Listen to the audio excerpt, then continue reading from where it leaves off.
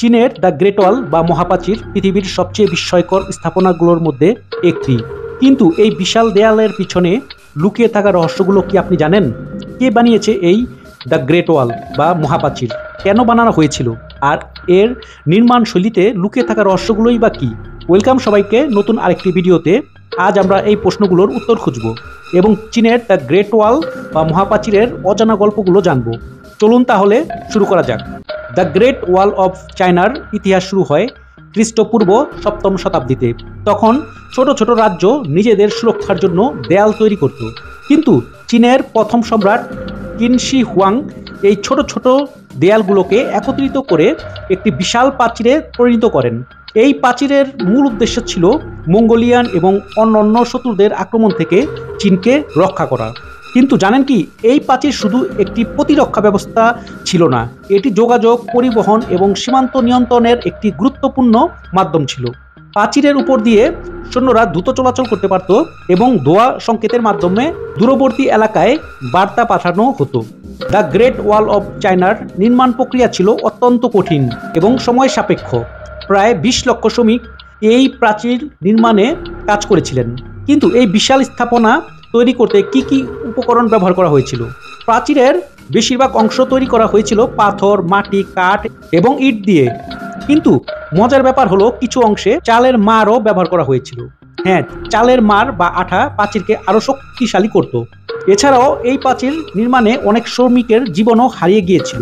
বলা হয় great wall of China হলো পৃথিবীর সবচেয়ে বড় কবরস্থান, কারণ অসংখ্য শ্রমিকের মৃতদেহ এই প্রাচীরের নিচে চাপা পড়ে আছে। গ্রেট ওয়াল অফ চায়না নিয়ে অনেক মিথ এবং ভুল ধারণা রয়েছে।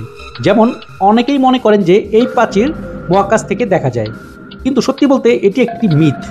গ্রেট ওয়াল এতটাই সরু এবং প্রাকৃতিক রঙের যে মহাকাশ থেকে একে দেখা প্রায় অসম্ভব। আরেকটি মজার তথ্য হলো গ্রেট ওয়াল অফ চায়না আসলে একটি একক দেয়াল নয়, এটি হলো অনেকগুলো দেয়ালের সমষ্টি যা বিভিন্ন সময়ে বিভিন্ন রাজবংশ দ্বারা নির্মিত হয়েছিল। এই দেয়ালগুলোর মোট দৈর্ঘ্য প্রায় 21,196 কিলোমিটার।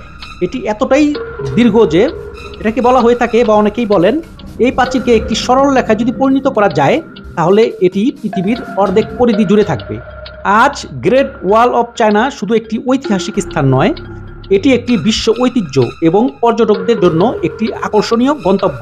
প্রতি বছর লক্ষ লক্ষ পর্যটক এই প্রাচীর দেখতে আসেন। কিন্তু এই প্রাচীরের কিছু অংশ সময়ের সাথে সাথে ক্ষয়প্রাপ্ত হয়ে গেছে বা ক্ষয় হয়েছে।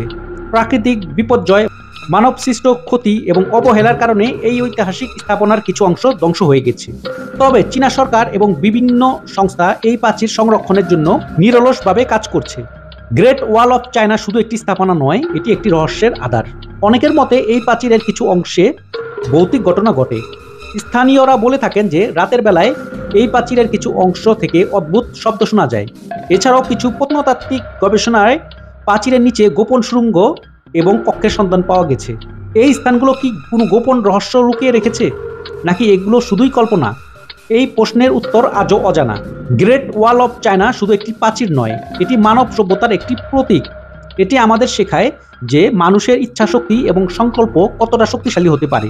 আজ আমরা এই প্রাচীরের ইতিহাস, নির্মাণ এবং রহস্যগুলো জানলাম, কিন্তু এখনও অনেক কিছু অজানা। তাই আপনি যদি কখনো চীনে যান, অবশ্যই এই মহাপ্রাচীর দেখতে যাবেন, কারণ এটি শুধু একটি স্থাপনা নয়, এটি একটি জীবন্ত ইতিহাস। ধন্যবাদ আজকের ভিডিওটি দেখার জন্য। যদি ভালো লেগে থাকে তাহলে লাইক, শেয়ার এবং কমেন্ট করতে ভুলবেন না। আগামী ভিডিওতে আবার দেখা হবে, ততক্ষণ পর্যন্ত ভালো থাকুন।